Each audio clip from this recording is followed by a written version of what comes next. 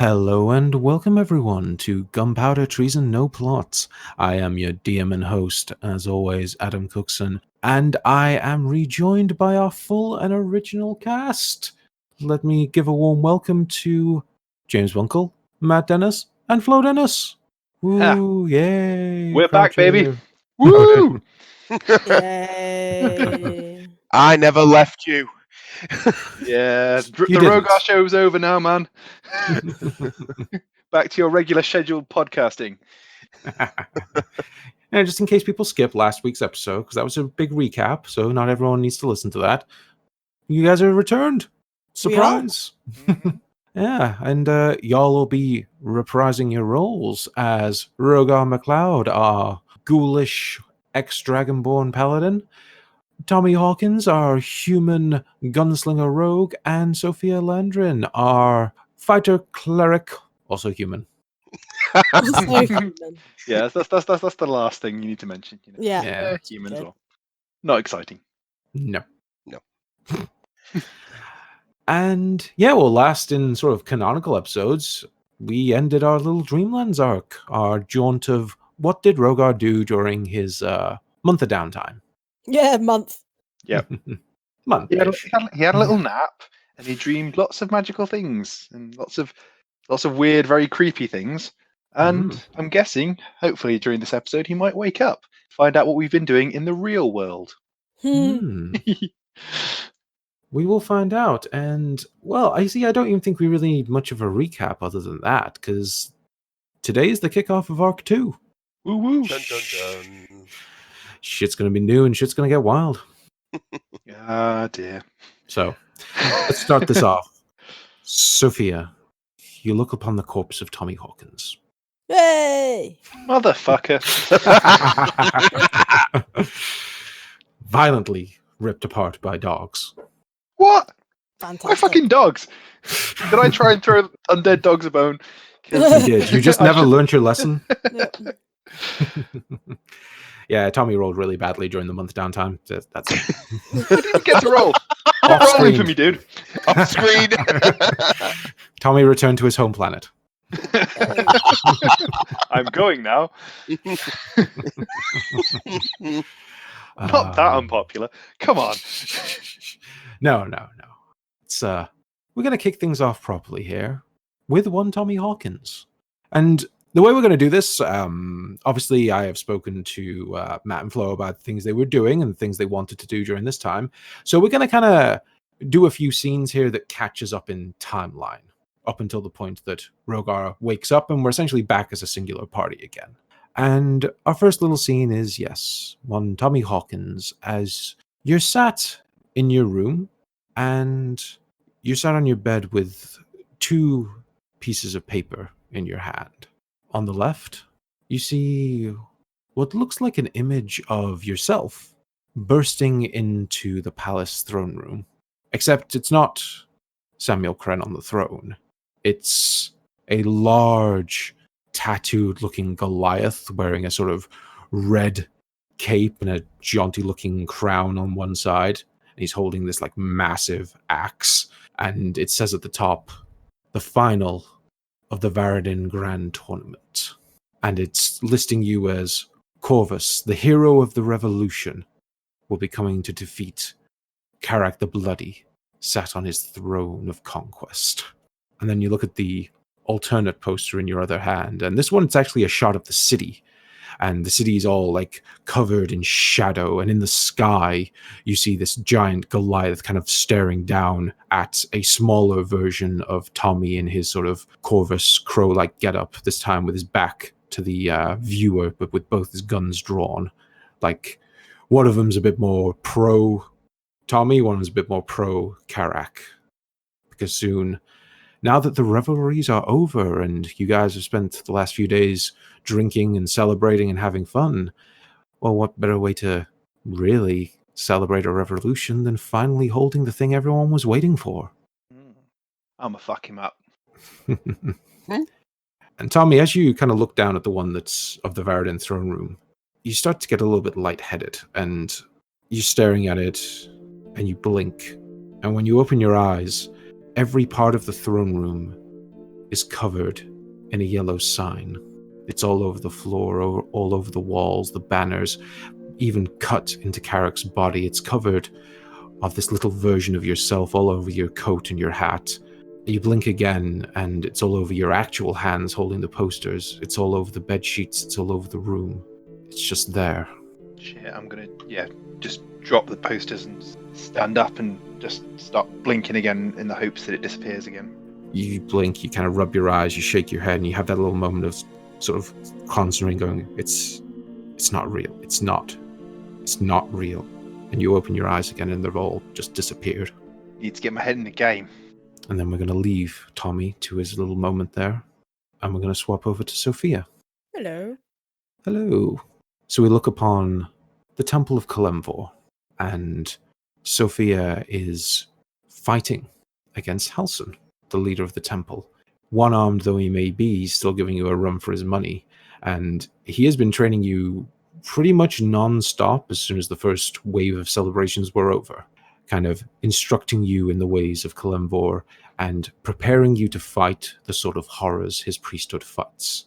The undead, monstrous things that have come back from beyond the grave that threaten any form of sentient life. And this is coming towards the end of a training session, so you're battered, beaten, sweating, but you got a few good hits in on him. It's surprising how spry he still is, considering everything that he went through. You see, he sort of has adapted quite well to swinging a sword just with one arm and with no other sort of defense on his other. And as the training session kind of comes to an end, he sort of pulls up a chair and sits down and looks to you and goes, "You're doing well. It's rare to see someone take to our fighting style as well as you have." Feels like I was made to do this. Quite. And I'm pleased that you've been keeping up in your studies. It's more than just being able to swing a sword at the right spot to decapitate a zombie and keep it down. It's about understanding the purpose behind every swing. Why you're out there in the field, why you're crawling through graves and fighting out in mausoleums and hunting down rogue necromancers. You need to understand that what you're doing, even the little steps you take, they make this world a better place. And it's a burden, I won't lie to you, but Kalemvor certainly sees something in you. And, I think I see it myself. Well, when he and Ansir rescued me from that dream, I just knew I had to do something better with my life. I knew in my heart that I needed to pay back the faith that they had in me. He sort of nods and stands up and goes,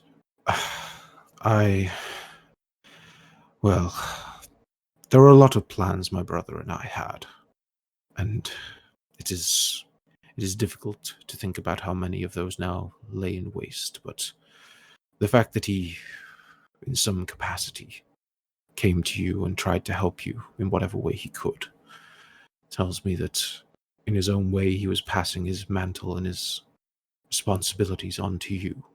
And Halson kind of goes behind his desk and reaches down to something and lays on top of the table this large wooden box, and he kind of pushes it towards you.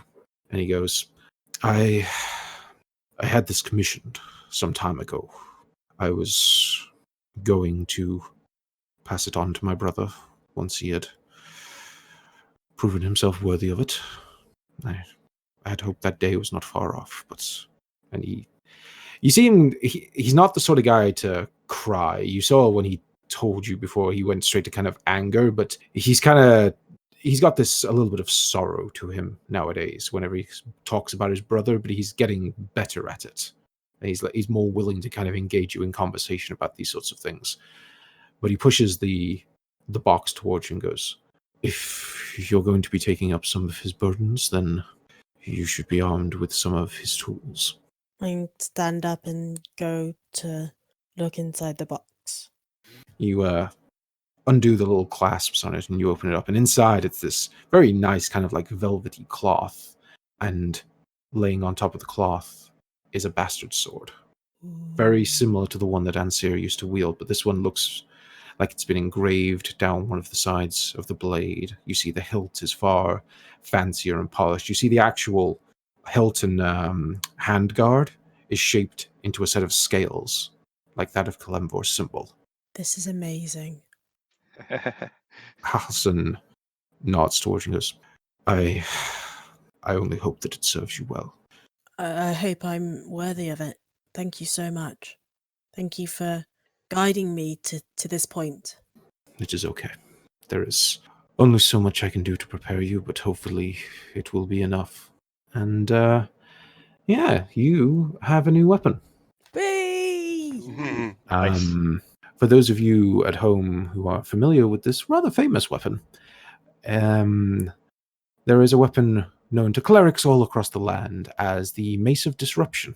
So I present to you the Bastard Sword of Disruption. Interesting. I can send you the details, but to read it out on pod, because it's a fun little weapon. Mace of Disruption, or in our case, Bastard Sword of Disruption. Weapon, long sword, and it does require attunement, I'm afraid. Shit. Yeah. However, when you hit a fiend or an undead with this magic weapon, that creature takes an additional 2d6 radiant damage. Jesus.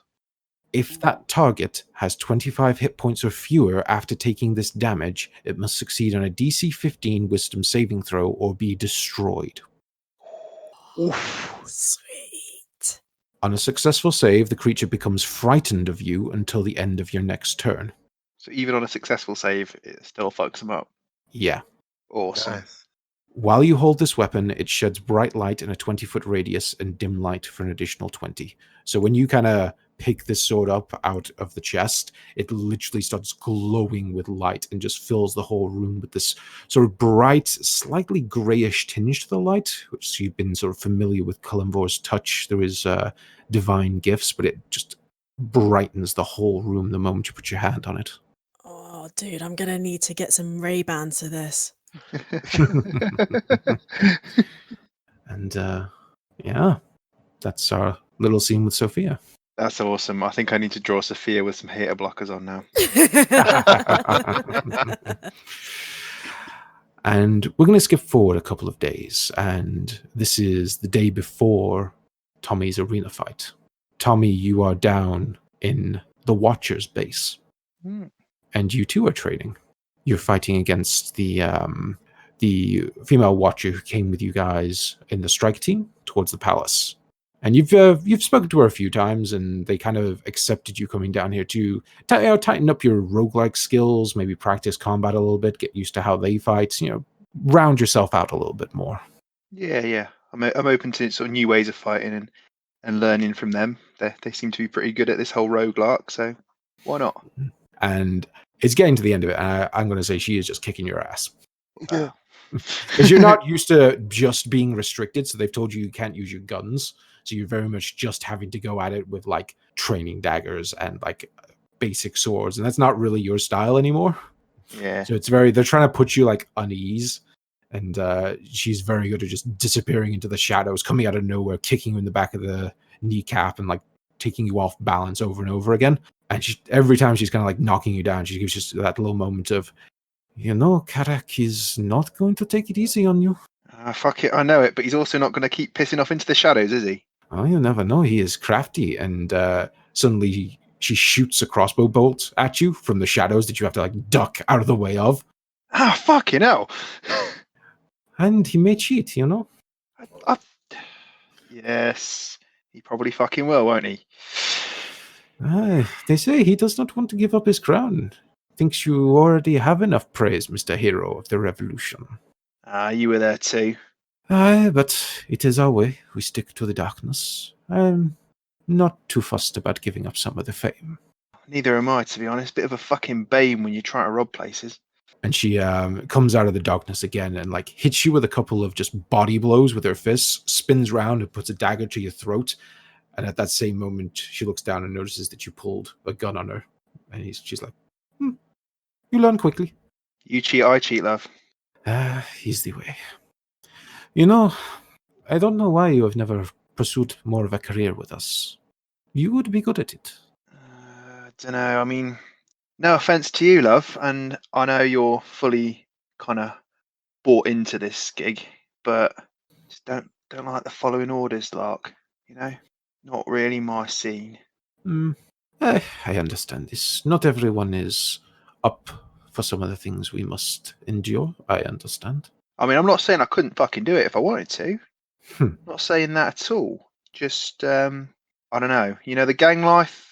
Yeah, sure, I got a boss, but he pretty much lets me do my own thing, and if I don't fuck up, then all good. Hmm. But I don't know. There's a bit more to it, from what I gather. There is, and some of that knowledge you are permitted to, and the mistress has not given any, how shall we say, anger towards the idea of you being here. So, she kind of shrugs her shoulders a little bit, like, no one's killed you yet, so. Well, I mean, you know, I'll get to see more of you as well, so can't be too bad. I'll give her a wink. Yes, I do too enjoy beating the crap out of you on a daily basis. It's been fun. Good workout. Hey, I mean, I'll get a few licks in here and there. Occasionally. But, well, I brought it up because perhaps you are not so much interested in joining us, but given the current state of the city, our people are quite busy. You know how the underworld must often support the citizens when law and order has fallen apart a little. Oh, don't I know it? Yes, I'm sure the council are doing their best to restore things, and I've heard that there is a new guard being set up to at least get feet on the streets and restore a level of faith, but... Yeah, bastards. Sorry. No, is fair point. People are not trusting of them, not after those creatures they were so happy to work with just roam the streets freely. And she sort of shivers a little bit at that thought and kind of shrugs it off and goes, so it has meant that, well, some of the tasks that I and the other members of the Watchers are given have gone a little bit neglected. And, well, you have proven yourself capable and you have capable friends, so I thought I would mention this to you, just in case you found yourself with the time. Well, I mean, let me get this arena fight out of the way, kick that big bugger back to where he belongs, and yeah, let's talk. I mean, I could always help you out if the price or reward was right. And I'll give her another wink there because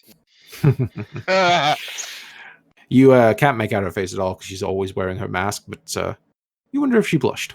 hey, I'm into the mask thing. I'm obviously into the mask thing. Like Tommy just making little paper mache palette masks at home. I mean, yeah, I probably have tried it. Let's be honest. It was nice hiding my face sometimes. Yeah, she goes, tell me, have you ever heard of the Shrine of Othrin? And you can do me a history check. Okay, straight up. Mm-hmm. 17. 17.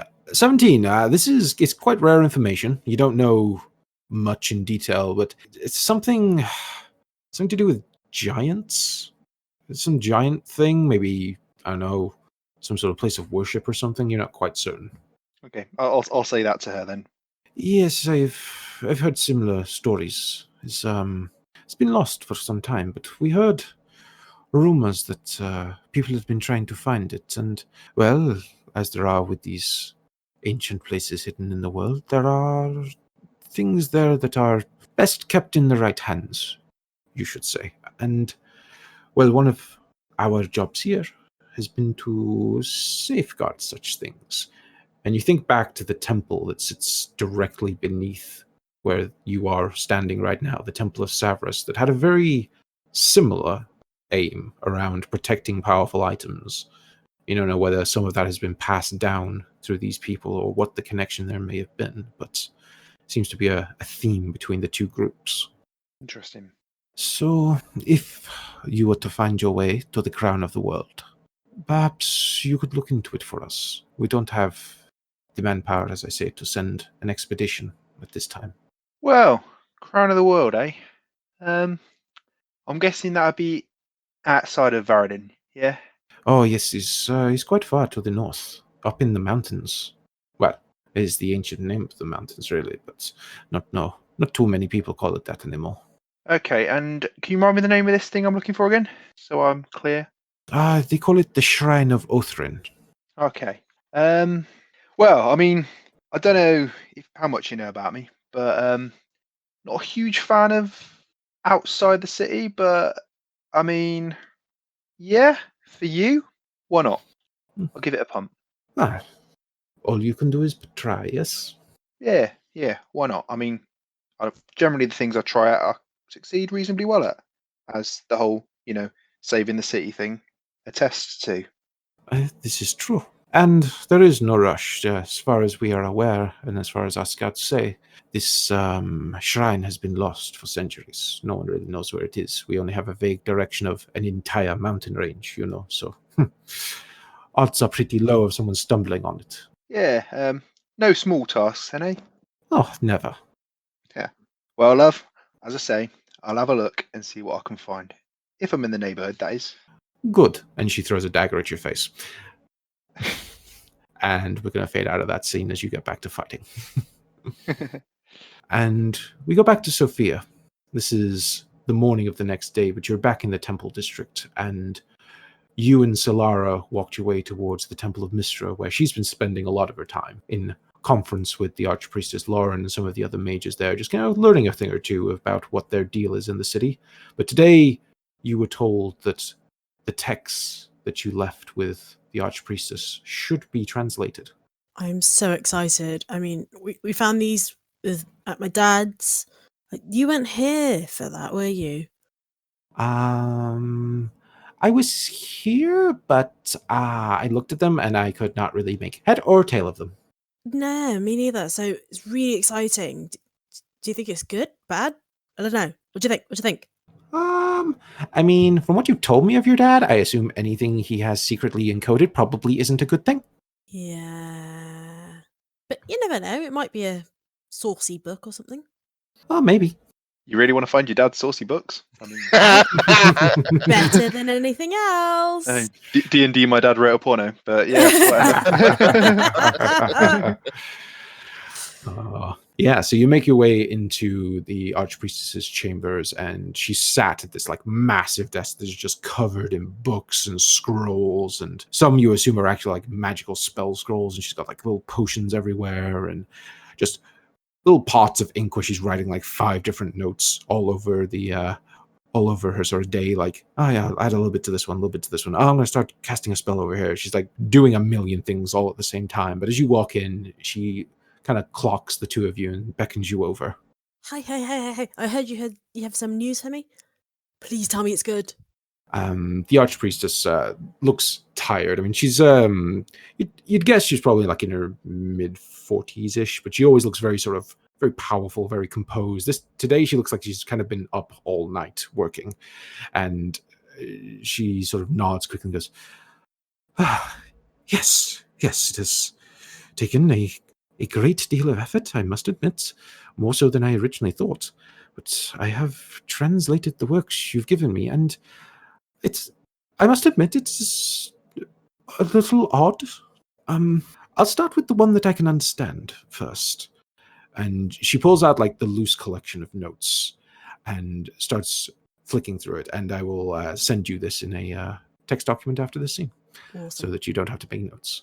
But yeah, she kind of leafs through it and starts pointing out little bits to you, and she goes, yes, so this one, it contains references to some sort of offer of life extension through devotion to entities.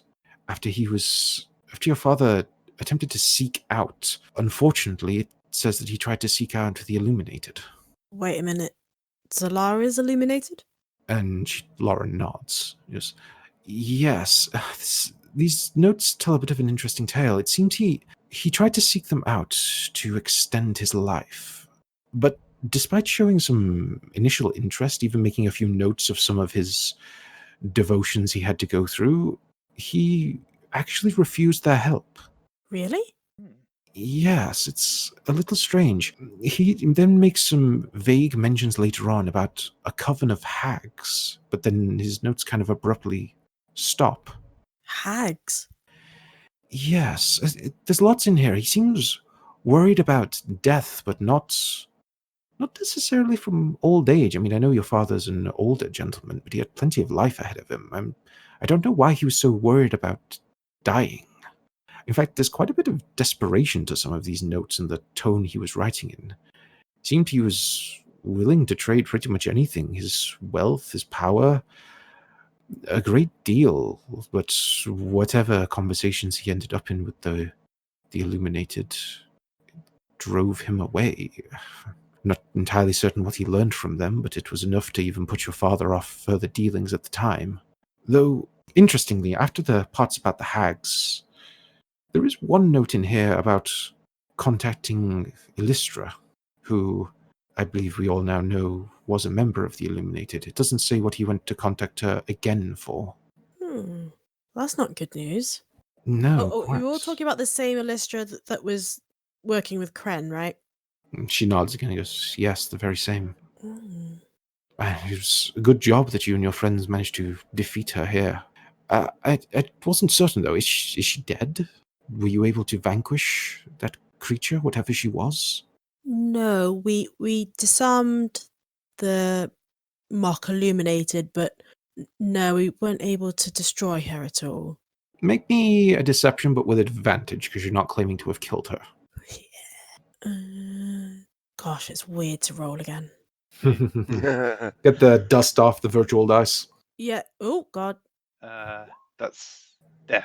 Yeah, that's better. 15. She nods at you and goes, Well, I suppose you must have been quite powerful. I must admit, I don't even know how I would fare going off against one of these ancient mages. They sound quite terrifying from what I've heard. Yeah, she actually was, but we had a lot of help. You always need help in these times. But anyway, that's what I was managed to translate from most of your father's notes. The second text is actually a little bit more peculiar, and I wondered maybe it had some relevance to you. I'm not sure. It seems to be an extract of a children's story. Really? Uh-oh. Yes, it's very strange. I don't really understand it myself, why he would go to such effort to encode it. Here, let me read it for you. Once upon a time, there was a wise old king. He ruled fairly and did all he could to help his people. But no matter what, he could not escape the ravages of age. The only thing the king could not truly conquer was death. In time, he grew spiteful and selfish, demanding that some solution be found, that some way the Reaper's scythe could be avoided. His search led him to seek out the darkest of powers. Such nightmarish horrors did not faze him, however, for the only thing that terrified the old king was the grave. The fearful king in his final hours visited by one such horror, a witch of tremendous power but deceitful nature. She offered the aged king a chance to escape his fate. The king gleefully accepted, and in turn she tore out his soul, and as she did she spoke as follows. Your soul locked away beneath sand, no time shall pass your withered hand. Even if found, it shall run or fly, to ensure that you shall never die. She placed the soul within a needle, and she cast it away, locking it up so that he may not fear death ever again. The deathless king was pleased, smiling as his heart grew cold. And she kind of closes the book and goes, does that mean anything to you? Does it mean anything to me? Or does it? You can do me a history check. Yeah. 5. Ugh. Yeah, it doesn't really ring a bell. Bugger. Nope. Doesn't mean anything to me at all. I mean, Solara, have you heard of that story before? Have you heard it in the Spire at all? Solara shakes her head and goes, no, I've not really had much time for like fairy stories. Sounds like some sort of kid's tale or something. Yeah. I mean, is this what drove him to want to be young? Is he fixated on this? I don't understand. Neither do I, I'm afraid, but, well, that's everything I was able to find out. I hope it proves useful to you in some capacity. Thank you so much for all your help. I mean, if we tried to do this, it would have taken me years. Well, I'm glad all those years of study have paid off. Yep, she's useful for something. And I have just sent you that text by email, so you now have it. Yes. Somehow I feel this will be important soon. Maybe one day. Who knows? Maybe one day. Maybe just cook someone just to read us a children's story. Who knows? Maybe. Maybe I just have fun writing. That too. Anywho, as that scene fades away, it is the middle of the day, and we come across one Tommy Hawkins, sat in the barracks of the Grand Arena. Yeah, psyching myself up, listening to one of Kurt Van Helsing's more edgy songs that is just playing magically around me for some reason. Don't look into it too much. Yeah, Jessar's rigged up the whole barracks with it. He got really into it this year. Yeah. Although, weirdly, it kind of puts me slightly on ease because I seem to see that symbol a little bit more when this music's playing. I don't really know why. Strange one. But it's good music. It is. And while you kind of sat there psyching yourself up, you hear a slightly lopsided gate click over and over on the stone floor, and you look up and you see your old buddy Korath, currently using a crutch as his right leg is completely shattered, but you see it's all kind of bandaged up. Well, if I live and breathe, it's finally the day.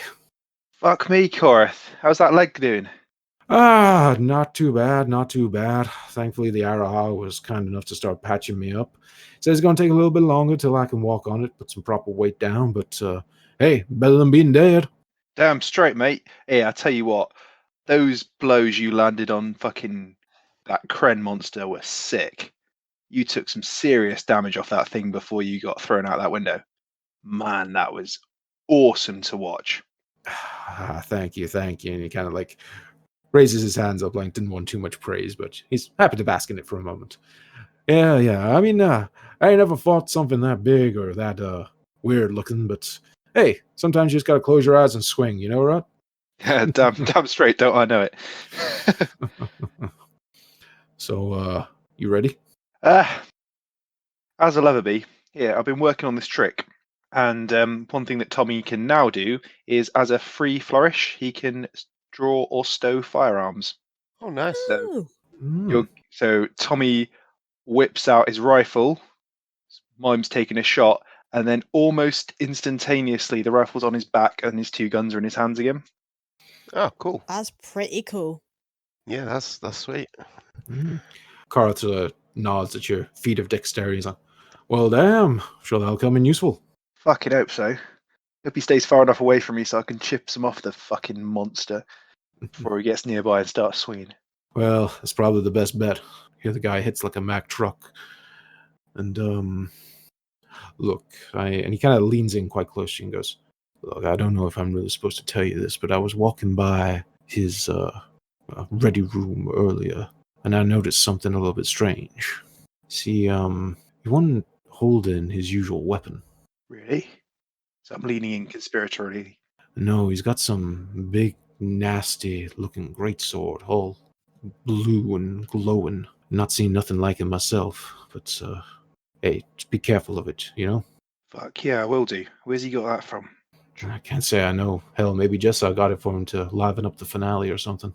Shit. Alright, okay, well, I'll try and stay out of its reach as long as I can. Yeah, it'd be best, I think. Anyway, I'm sure it's, almost time. Whew, yeah. Let's do it. I'm sort of used to see me hop on the spot a few times, shake it out a little bit, and then crouch, draw both guns instantaneously, flick them back round, put them back away, draw swords, put them back away. Yeah, let's do it. Let's do it. Good luck out there, buddy. Cheers, mate. And I'll give him a bro hug. He kind of gives you a proper bro hug and then does a little predator handshake with you. Nice. Yeah. Well, I'll be watching from the stands. I'm sure your friends are out there too. And well, I have a picture of Sophia and Solara just sat up there with some popcorn. Yeah. Sophia and Solara are, though. Fuck knows where Rogar's gone. And fuck knows where he's gone with all our money as well. I wouldn't worry about that. You win today, you'll be set for life. Yeah. Just think about that. Think about the money. Thanks, mate. No worries. See you in the stands when I've got that brute's head, held him up, raised to the whole crowd. I'm just picturing that moment and every single moment that leads up to that action. I got this. That you do. Right then. I best head off. And he turns and starts to walk away. And this is your moment before the doors start to open, Tommy. If there's anything you would like to do prior to this fight beginning. Are you doing to the death? Do you know what? I can't recall. I don't recall either. Does anybody? All I remember is Rogar wanted him to do it to the death, but Tommy was neutral that day. Yeah. Yeah. I will say you can have spoken to Jessar about it today and make your choice. Okay. You just spoke about. Well, wait a minute. What have you got any potions or anything shit? Let's have a look. You could seriously do it with Rogar right now. Yeah. Do a Rogar. What, No, just with fail? Rogar. Rogar has all the shit. Rogar has all the shit. I could do with Rogar with all this shit that he's taken and is currently asleep holding on to. Super helpful. How long does a torsaline last? Oh, that's a question. I think an hour, if I remember correctly. Still got one of those knocking about. So yeah, let's neck a torsaline. Okay, so that's some temp HP, and you are gonna have to do me a check. Okay. Which one? It will just be a Constitution saving throw, but this is a low addiction level. Okay. Just So it's- normal, straight up. Straight up, it is DC 10 for low addiction. 16. I'm good. 16. So you neck back the torsaline, your blood vessels in your eyes start to pop, and you get that kind of raging barbarian feeling going, and you feel a little bit extra hardy. Cool. Let me just have a quick look through my weapons. I'm not sure if Sophia could by any chance cast like shield on me, like in combat. I'm guessing she's too far away in the. But what is the range of it? Ooh. Shield itself. I don't need it now, but obviously if I'm about to take a hit. Is it if it's Shield of Faith? I think Rogar is right that it is touch. I think Shield of so. Faith is definitely touch.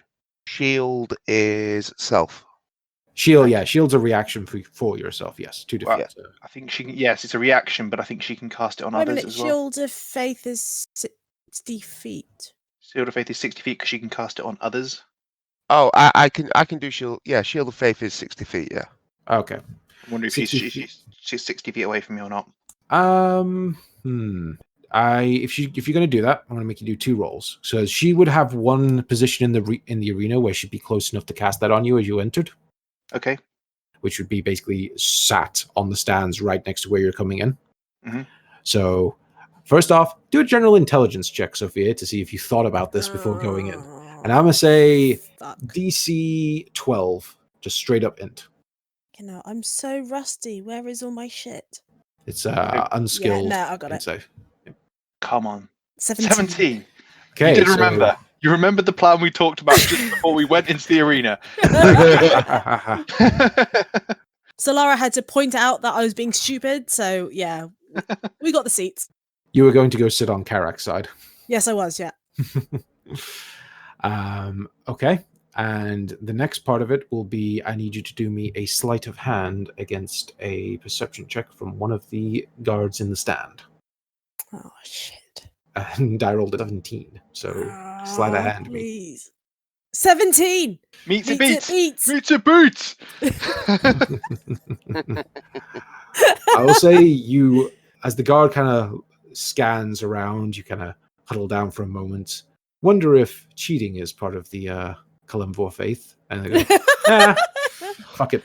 And as Tom walks out into the arena, feeling the sand beneath his feet, he suddenly feels a little bit protected. What's Shield of Faith again? It's Plus Extra 2 AC. Yeah. Lasts for the next 10 minutes. Tommy, yep. what's your damage is your sword doing? Weapons. I've got my I've got Element's Wrath, and I've got Yeah, but what element? a rapier.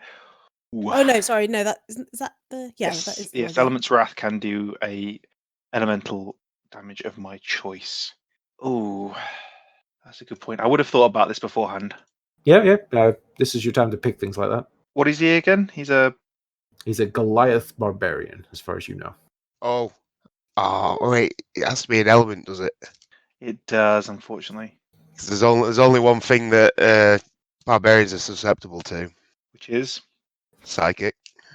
Yeah, I do not have any. Depends on the type of barbarian he is. Well, true. I'm going based on I'm thinking bear totem. But Mm. Pick one. I mean, let's go with fire and hope that he's not resistant to fire damage. Okay. Fire. Fire, it is. Yeah. Right then. Let us Okay. reveal the arena as Tommy walks out before the crowd. Do it, Tommy. And yeah, Tommy, as you walk out, you are just buffeted by cheers. The entire crowd just explodes. They have been waiting for this moment for so long. They had to put up with all the horrible shit of the revolution, all of the oppression, all of it. And this is just this big blow-off moment for them that they can finally have something to celebrate. Yeah, after all that bloodshed. No. Mm. That's what you need is just a little bit more. Yeah. And tell me, did you pick life or death? Did you pick to the death or not? Do you know what? After all that, I don't think I did. Okay. I think it would be pretty fucking stupid of me if I did all of that shit only to die in the arena. So I think the whole like revolution, the whole like being possessed as an avatar of an entity beyond my comprehension and stuff has put life a little bit into perspective. So while I'm all fully prepared to go toe to toe and kick the absolute shit out of this guy if I can, I kind of don't really want to die doing it. That's fair enough. I mean, if you guys are going to call me a pussy, then do so now. No, really not, considering you don't have anything from the bag of holding. I do not have anything from the bag of holding. That might have changed my mind a bit. Yeah, if I mean, I you had could have dropped a boat on him. Yeah, can the arena fill with water? Surely it can for like sea battles and stuff. It's a kraken! Yeah, well, I mean, you just shoot the water tank, fill it up with water, and then boat him. No. I would say, as long as you don't tell Rogar you didn't do it to the death, he won't call you a pussy. But You're not there. You don't get. Yeah. I mean, I'm not here. I mean, fair enough. And also, you doing things to the death is very different from me doing things to the death because you die, you just get brought back. So that is very true. I die. So I he don't know thinks. what happens. I assume I just die. We'll find out. Oh, we're all gonna find out in Arc 2. Oh. So yeah, Tommy, you are just hit with the roar of the crowd. They are going crazy. And just along on the other side of the arena, you see Karak the Bloody, this 8-foot-tall Goliath, just covered head to toe in all these tattoos. His eyes are already kind of like bursting with all the blood vessels of his rage. He looks like every story of a barbarian you've ever heard, except the fact he's now carrying this large, glowing blue greatsword that you can see is leaving a little bit of frost behind it in the air. And you hear Jessa King's voice come over the magical loudspeakers.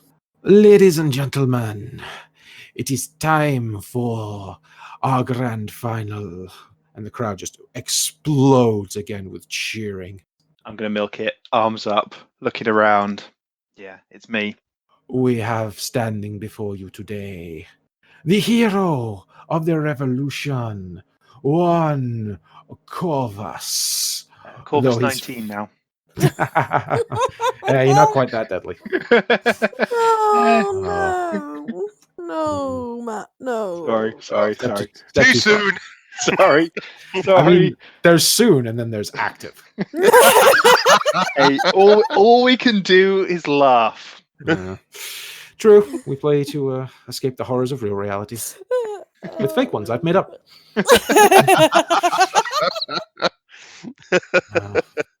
Yes.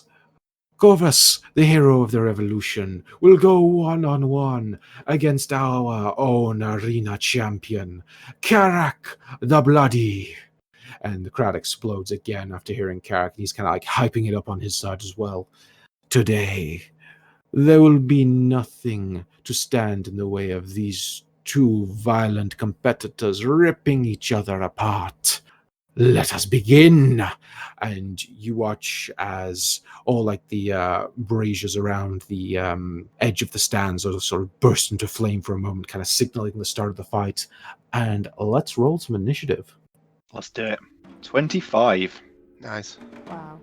Yeah, boy. 25. You are a quick man, Tommy. Another thing I got from my level up was a +2 bonus to initiative. So Yeah. You beat Carax, even his impressive 19. So you are up first. You are stood across the arena. It's the same arena as it always has been. You see the sort of giant stone column in the center. It's other than that, that's the only thing in your way of Mr. Carac. I'm guessing there's nowhere I can attempt to hide. Would be quite difficult. Yeah. Okay. I'm not planning to like hide immediately, but I'm just thinking. Yeah, if you're talking long term, if you got away from him, you could maybe hide behind the pillar for a moment. Like, it's difficult because you would be unseen, but he wouldn't be surprised because he knows he's in a fight. Kind of defeats the point a little bit, but I can't just spring from the shadows and get a surprise attack. Yeah, like he knows you're there, so it is quite a. You wouldn't even, I don't think, really qualify for unseen almost. But anyway, yeah, we'll see how the fight goes. Okay, so I'm gonna move up, so I've got a straight line of sight on him, so there's no pillar in the way. He's not getting any cover bonus, and I'm gonna take a shot with the rifle. And I'm going to expend a grit point to get advantage on it. Ooh, look at you remembering your abilities. Yay! Let's do it. 28 with 16 piercing damage. 16 piercing damage. Well, a 28 does hit. And you know what? As it's the first shot of the round, Carac, he watches the bullet hits him, and he basically flexes at you. And he's going to use Stone's Endurance to attempt to nullify some of this damage. So he ignores 11 points of that damage. Wow. Bugger. Racial abilities of Goliaths. Very nice. Stop being racist. Fucking tanks. Right. Okay. So, with my second attack, I'm going to take another shot, I guess. And I'm not going to spend another grit point on it just yet. Okay. So, I've already got one left anyway. So, or should I? Should I just try and get the damage out of the way in the I start? was gonna say, yeah, just use I think I might. I suppose spend another grit point. I'm going to just lay that side up. I think I can use one in two attacks in the same round because I think. As far as I'm aware, you can, yes. Yeah. So same again, 23, and this time with 23 piercing damage. Ooh. Nice. So you fire off 2 quick shots with the rifle, both hitting home. Actually, just double check for me with the rifle. Is it not single shot? Good question. Actually, I don't think I wrote that down. I've got the other stats, but Gunslinger. I have a bad feeling for you that it is single shot. okay. It is based off of this. Yeah, it's reload 1, misfire 3. Okay, so So you can have shot it, then if you want to reload it, you can, or you can do your fancy switching things. I'll do my fancy switching things and switch it over my shoulder, and I'll fire the last rights then Okay. at him with a grit point as well then, because I didn't do Sure. that. Natural I ones. missed. That is a And my misfire. Last rights is a misfire as well. See, all the luck goes down the drain when you call me out on something. It does indeed. Oh well, That's unfortunate. that is unfortunate. Never mind. So Learn this. you hit Carac with just a cracking shot from that rifle, and even though he manages to kind of flex against it, he does take a nasty little chunk of damage. So you pull out last rights, and you try for the long shot, but something jams. And that means it's Carac's turn. I think it does, doesn't it? Because I can use 2-weapon fighting if I fired the first shot from the pistol, but I can't if I use the first shot with the rifle. Yeah, that would make sense to me, because you're going from a two-handed to not. Even though it's a free flourish, it's still, it's probably still a bit much to expect to have an offhand. I don't know. Okay, so as you start to look to fixing your pistol, it is Carac's turn. He is going to just bellow with rage, and he can only really do one thing, and that is take his full movement and sprint towards you. Run! And as he kind of gets right up next to you, almost towering over you, this just bulky as hell, muscly, 8-foot Goliath form just towering over you. You watch as he uses a bonus action to go into a rage. Of course he does. Of course he does. So, but that's his turn. He cannot do anything else. Okay. So I'm going to use my bonus action to disengage. Okay. as a rogue. Yeah, you roguey bastard. And I'm gonna move my 30 away. Mm-hmm. And I'm gonna take another shot with the rifle. Okay. 26 with 20 damage. Nasty. 20 damage. So, yeah, you whip the rifle back around again, and this time he doesn't seem to be able to brace himself for it, and takes a nasty chunk of damage as the bullet just sort of buries itself in his pec. However, he is in a rage, so it doesn't hurt him quite as much as you expect. Oh, shit. Fucking barbarians, man. Yep. I'm a DPS. I'm not a tank. Much be a game of cat and mouse. I mean, anything else you're doing?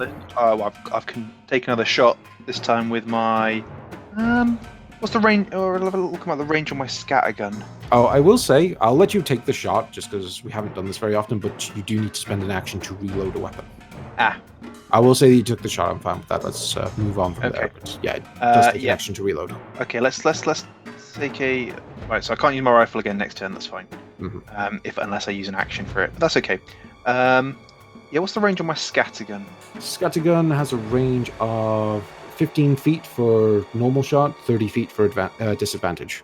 So I'm at range for the scattergun, that's fine. Well, I'm just about in range for a disadvantage shot, but let's not risk it. Let's save that for later. Yeah. So I'm going to whip out my regular pistol, and I'm going to take a shot with that. 25 with 13 piercing damage. It's a good shot with a pistol. That is a good shot. And yeah, once again, you kind of hit him on the shoulder, and he's trying to shrug off this damage, but it is chipping away at him. That's the idea. Death of 1,000 pistol shots. Okay, cool. And is that your turn, or are you doing anything else? No, I already used my bonus action to disengage, so and I've taken a rifle shot and a pistol shot, so that's all I can do, I think. And I've used my movement as well. Okay, saving that action surge. Yeah, you know what? I think I will. Moment. Okay, then it is Karak's turn. He is going to move his full movement to try pin you down again. It's almost like he's like an infighting boxer trying to like corner you in the corner of the arena, and he's just going through everything you fire at him just to get up close and personal. And what is he going to do? There's so many abilities. Can't fucking wait. He probably won't have any legendary actions.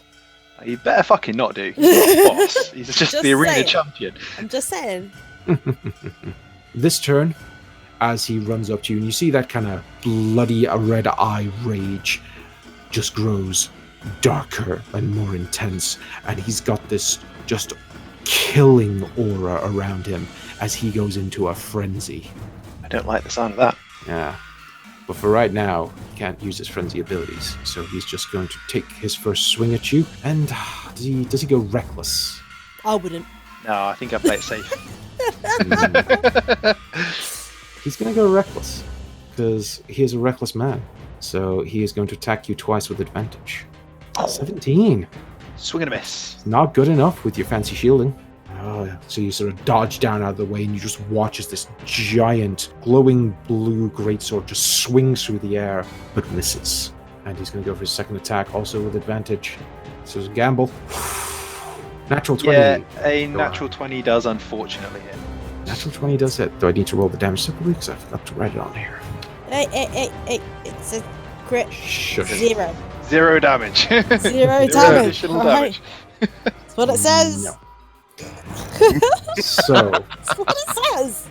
as the greatsword digs into you, you feel some cold come along with it, because you're going to take a little bit of extra damage too. So your total, so it's 18 slashing damage and 2 points of cold damage, so a total of 20. Takes all my 20 temp hit points off. 15 temp hit points. I thought you said. I said it was 20. 20. It was only 15. Well, Flo is wrong. It's 15 for Tozaling. Okay. My bad. So all of that's gone and 5 real. Okay. Right. You dodge low on the first swing, and he flips the greatsword around and kind of brings it up in an uppercut that just slashes straight across your chest, and you just were not expecting him to be that versatile with this weapon, especially while he's raging. And yeah, you take a nasty chunk of damage. But that's all he can do. Okay. So I'm gonna disengage again. Keep doing the old rope-a-dope. Yep. move 15 feet. You hear Solara yell from the stands, "He's getting tired!" I fucking hope so, because I am. And I'm going to whip out the scattergun, and I'm Ooh. just going to blast him in the chest. I fucking love And this switching guns malarkey. You get advantage because he attacked recklessly. Yeah. 23, but only 7 piercing damage. Which is halved. But not too bad. Okay. So, And but in case you're wondering, a 23 does hit. good. I hope so. Okay, and yeah, chucking it away onto my back again. Swing out the pistol, and again make a shot. Is this with advantage as well, or is it just the first attack? Oh, it's all with advantage. If he attacks Okay. you recklessly, he is just throwing caution to the wind. And another shot with advantage, 27 and 9 piercing damage. 27. Yeah, definitely hits, and then he takes a little bit more. Okay. Well, this feels like a good opportunity to use an action surge. Might not be a bad one. So, alright, do I keep shooting him or do I start swinging with my sword? I feel like he's going to charge me anyway next turn. Yep. And I can keep playing the rope-a-dope, but eventually I'm going to have to go toe-to-toe with him. Really? Do you have to? As you're trying to decide this, you just see this giant hulking Goliath, like he's literally foaming at the mouth because he's gone completely into this rage now. It's up to you whether you want to go run at the eye of the beast or not. Yeah, I mean, But you have noticed he's very quick. Quicker than you expected in terms of how far he's caught up with you. he's going to catch me, but I can keep playing the rope-a-dope for a little while, I think. So, although I do slightly less damage with the guns, I think, yeah, fuck it. Let's take another 2 shots with my pistol. Okay. Oh, it's with advantage, but that's fine. I'll just leave it at the 25 because I'm pretty sure that hits. Yeah, 25 hits. And 11 piercing damage. And one more attack with advantage on pistol. A 27 and 7 piercing damage. 7. So first one's cut to 6, second one's cut to 4. Cool. And then I am going to move the other 15 feet away. Okay. Just You can, because. you can see his body is just covered in all these little pellets, and there's just little bits of blood trickling down, but it's not enough to slow him down yet. As long as I'm doing damage, it's good. And now he is going to run at you and attack you in a frenzy. Which like the sound of means that. he can use his bonus action to attack again. And you know what? He's going to attack recklessly. Of course he is. Of course he is. That's what all this health is for. 15, so that's a miss. Oh no, I was going to say you need a concentration check, but you don't, because Sophia is the one who cast it on you. Damn you. Yep. Ah. She's sitting in the stands going, think. Think. Yeah, so he just comes at you with just full reckless abandon, swings for your head, misses entirely as you dodge out of the way. You nimbly little guy that you are. Second attack. That's the little. I'm 6 foot. Come on. Yeah, but he's little 8 foot. He's 8 foot, you're tiny. 25, that's a 9. That is definitely a hit, even though there was a natural 1 rolled in that. So, thank God for that. I mean, gods. You should be glad I didn't give this guy feats for great weapon fighting or something. I am glad, thank you. Yeah. So 25 and 9 points of slashing damage with a little bit of extra cold damage on top of that. Oh, yeah. 5 points of cold. That was a nasty little bit of cold damage. Yeah. Every time this greatsword actually lands on you, you just feel like the worst winter's bite of cold that you've ever felt just kind of rush through your muscles. And yeah, it's like instant frostbite in a small area. And he's going to go for his final frenzied attack on you. 13. Lucky. Very lucky. Once again, he tries to go for that killing blow and just buries the greatsword right into the sand in front of you, and you realize just 1 inch closer and that'd have been you dead. But he missed. And it is now your turn, Tommy. Okay. Well, 2 can play at that fucking game, can't I?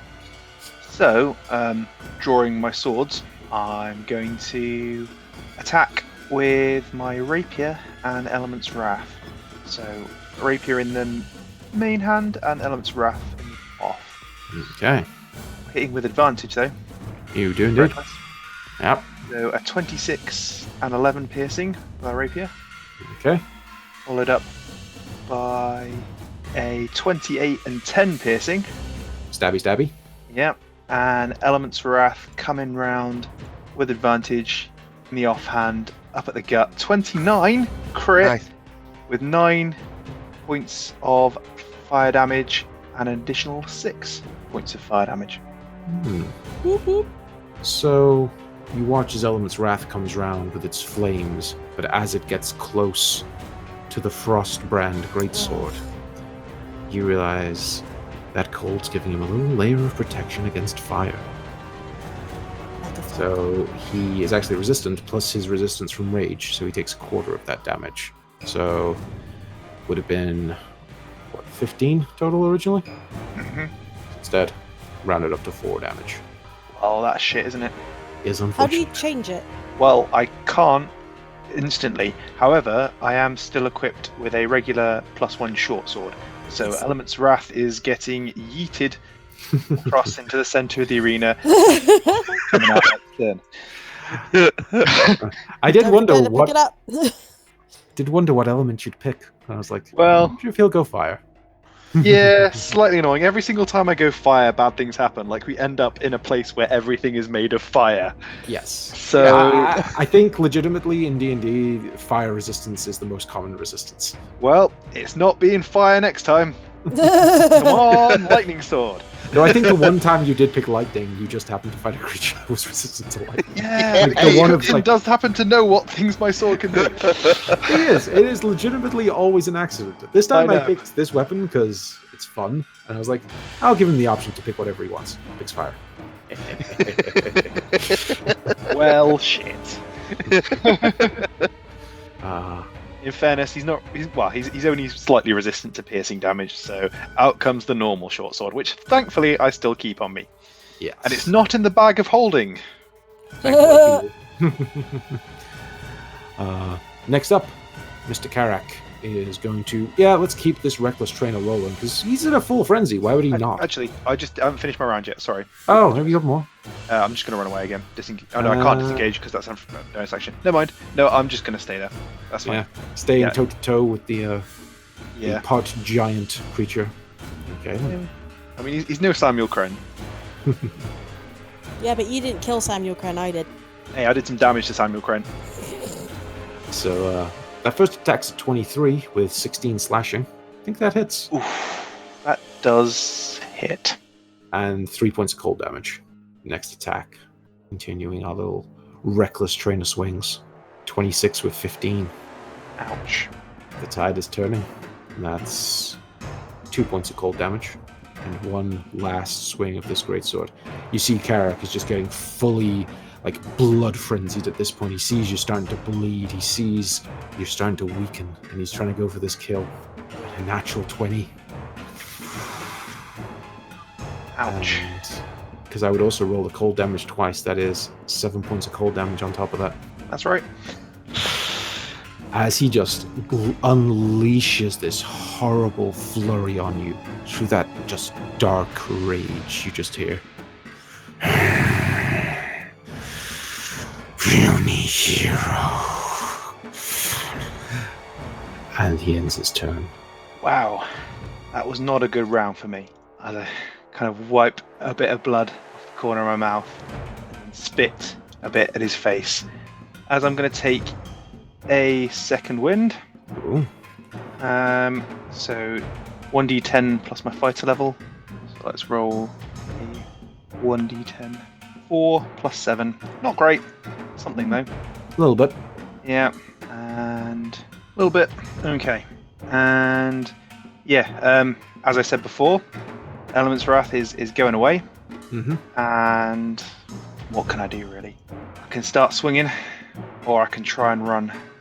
Entirely up to you, my friend. He's looking hurt. Like, you have peppered him with shots. Stabbed him up a bit. But he is a big, tough motherfucker.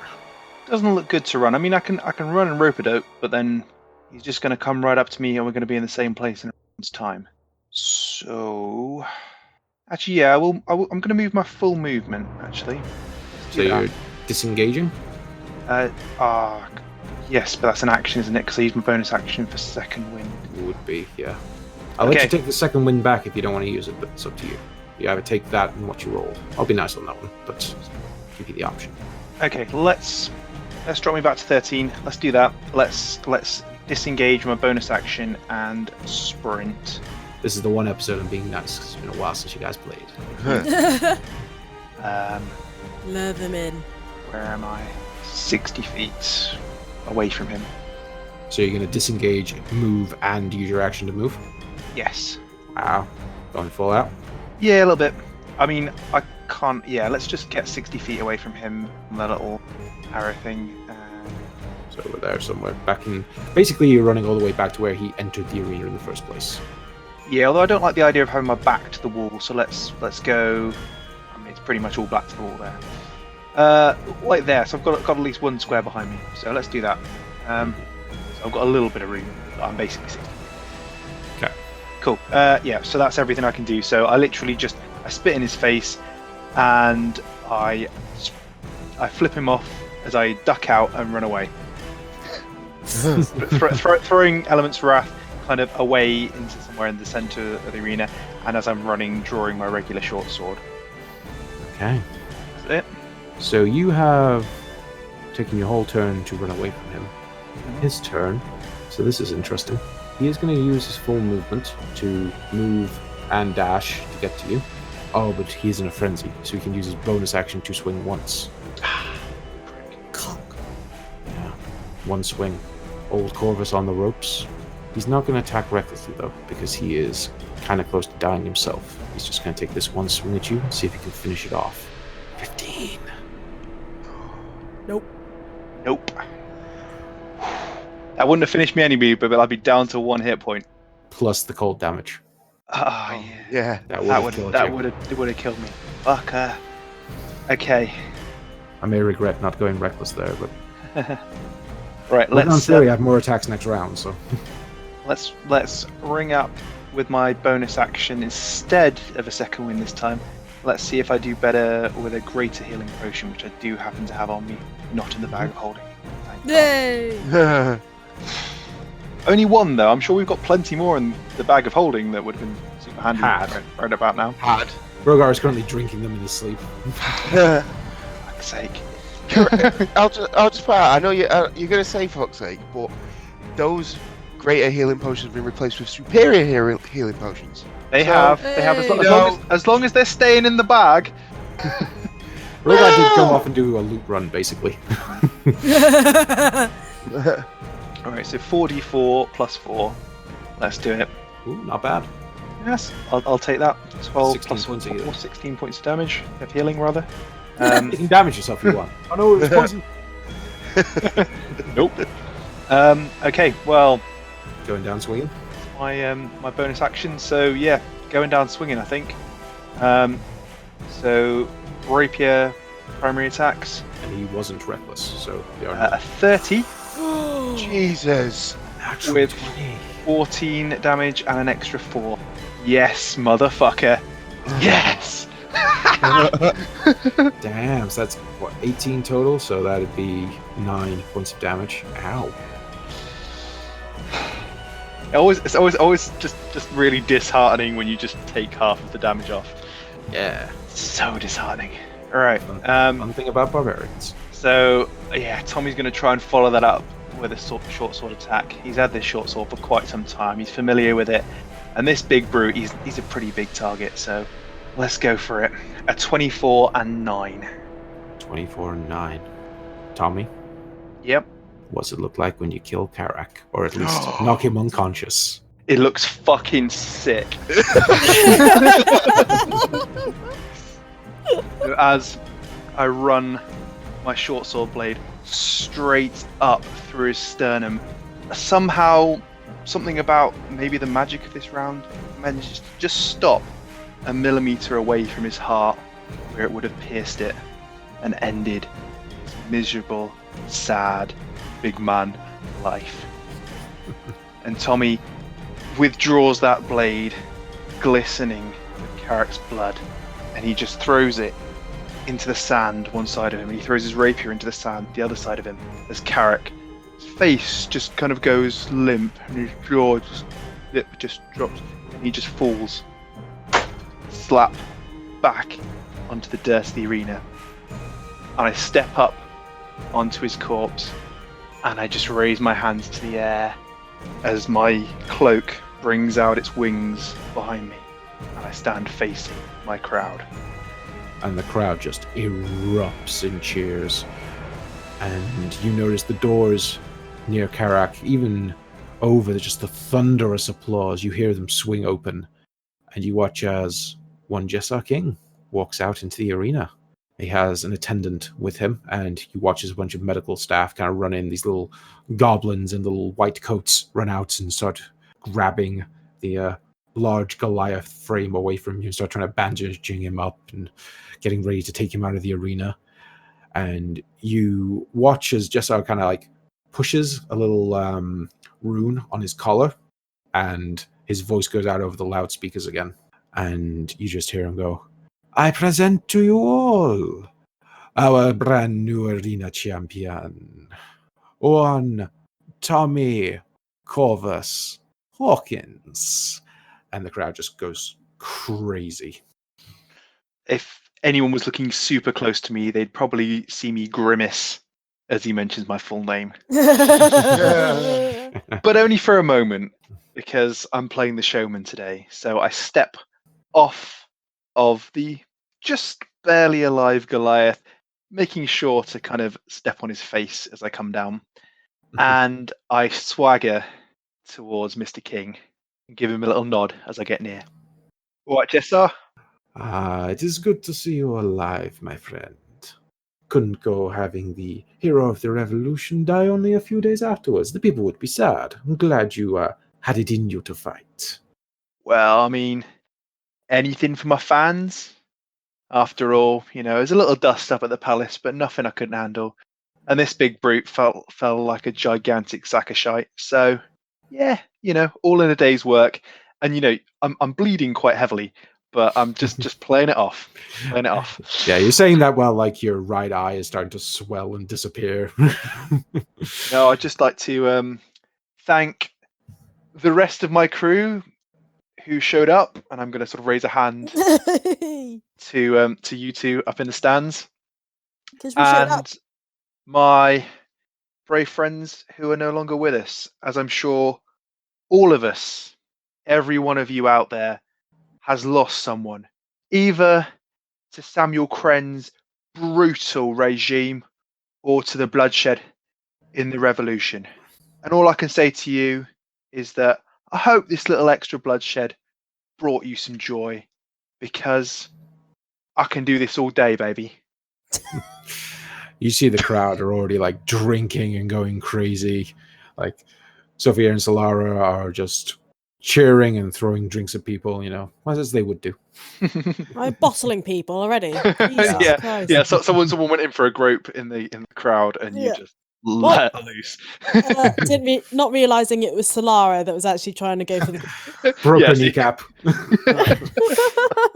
She goes in for a grope. You just punch the guy next to you. There's a brawl going on as I'm pointing to my crew, just like my brave men. Oh shit, they're fighting. Okay. Jessar turns to you after your moment of addressing the crowd and goes, "Now it is time for your rewards."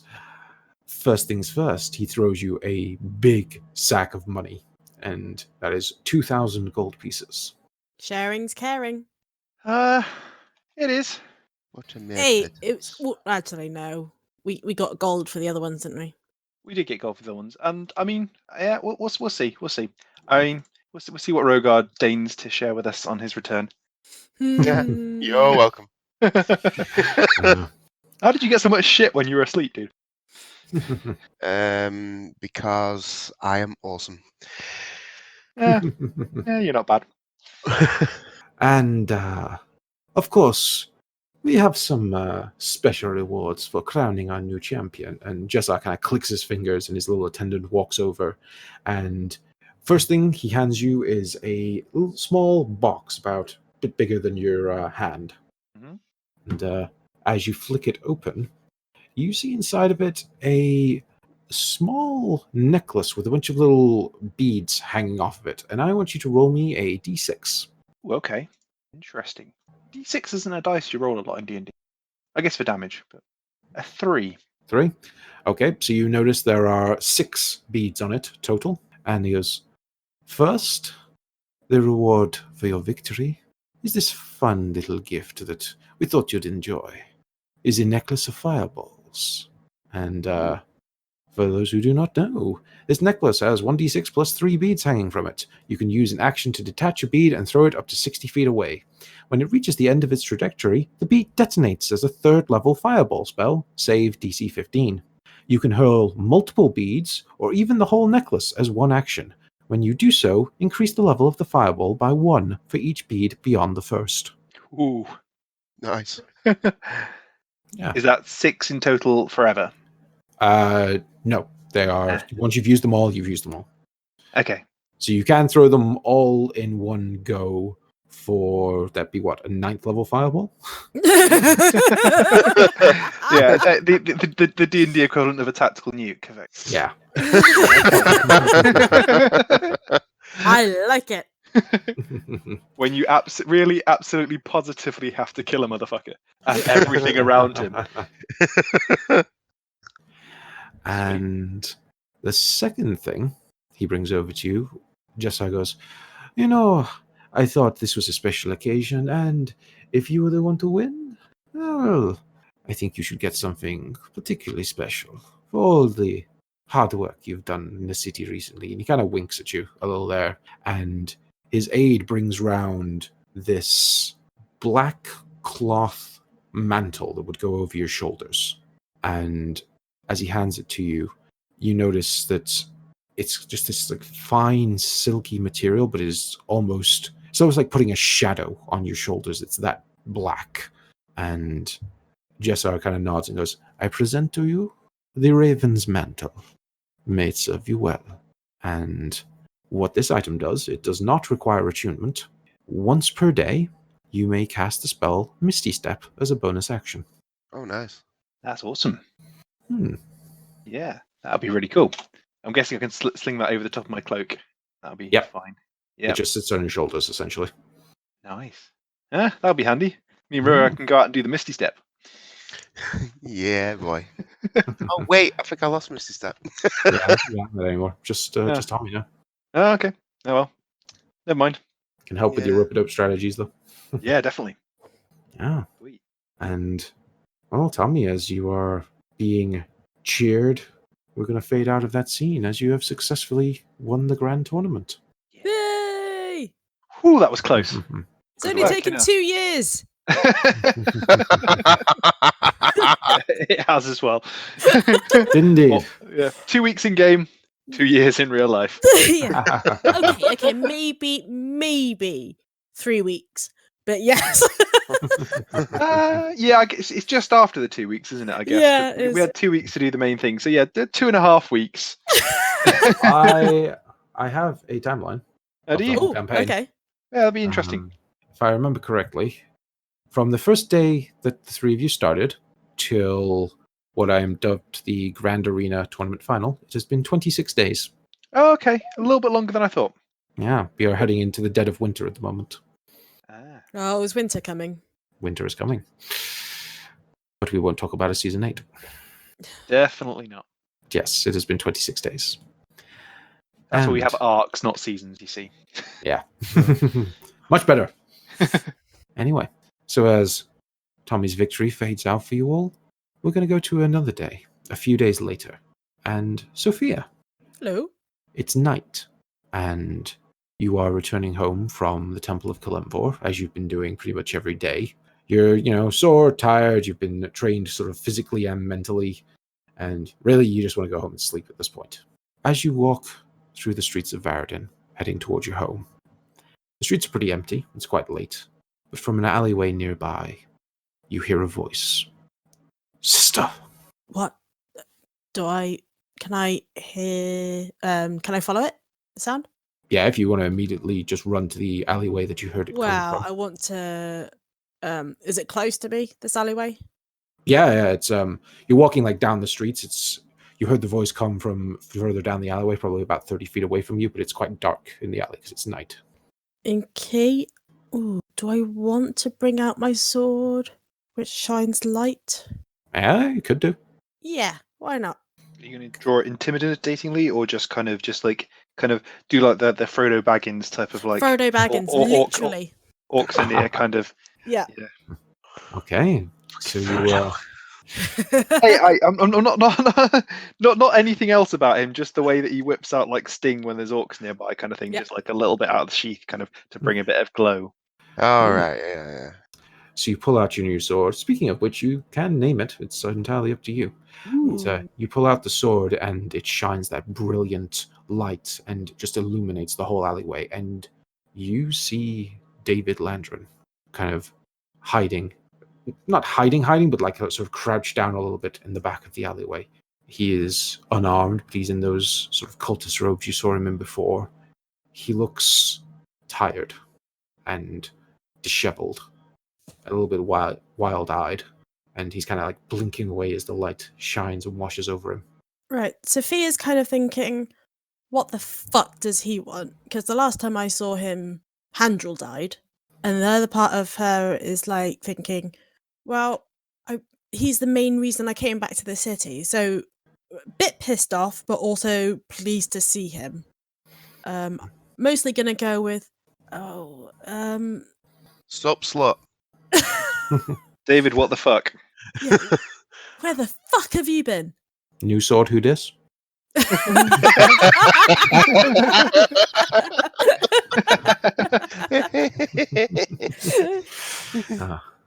Sister, I do not have much time, please. And you see, as he says that, he kind of clutches the sides of his head like he's in a lot of pain. This is only a moment. I have to see you. I have to go soon. I can already feel her thoughts clawing back into my head. Sister, you must... I must speak to you. Please, come closer. He's kind of like holding his hands up over his eyes as well to like stop being blinded by the light, because he's been spending a hell of a lot of time underground. Seeing him in so much pain, it probably overrides my annoyance at him, and I try and rush over to see him. As you do, the last time you saw him and spoke to him, you saw he had this kind of like crazed, focused look in his eyes, and he was very sort of belligerent, and he wouldn't accept anything you were telling him. This time, when you get close and take a good look at him, he looks far more like the David you remember when you left. And he looks scared and in a lot of pain. David, is there anything I can do? What hurts? What's wrong? Sister, please listen to me. I only have this moment because she's distracted. She's doing something that's drawing all of her strength. And I felt her hold on me weaken, but for a moment, so that I was able to come here. I need you to understand something, and this isn't going to make sense, but I need you to trust me. Where I am right now, it may not look it, but for the moment, I am safer there. How are you safer there? I mean, that woman is insane. Do you know what you've been doing this entire time? He kind of looks away and like just looks horribly ashamed. Just goes, I am aware of bits and pieces. It's like I watch myself act, but cannot control it at times. Sometimes I hear words I want to say come out, but they're twisted and wrong. I don't know exactly what she's done to me, but she wants me alive. She wants to use me against our father. And though whatever she is doing is horrifying, I am safer with her than with father. I don't know exactly what he's planning, but I know it does not end well for me. Please, you must understand, this is not the situation I wanted. But if I try to run, I risk both of them coming after me. If I stay with her, she is a deterrent from father's monsters and from father himself. Okay, I kind of understand where you're coming from. Surely surely, if by my side, if we can just pull you free, we could get you out of the city. We could run. We could hide. He sort of smiles at you quite weakly and then sort of shakes his head and goes, Control, I can already feel it returning. Whatever she's doing will end soon, and she won't be as distracted. She'll wonder where I've gone, and I will fight you to get back to her. I don't know what can be done to cure me.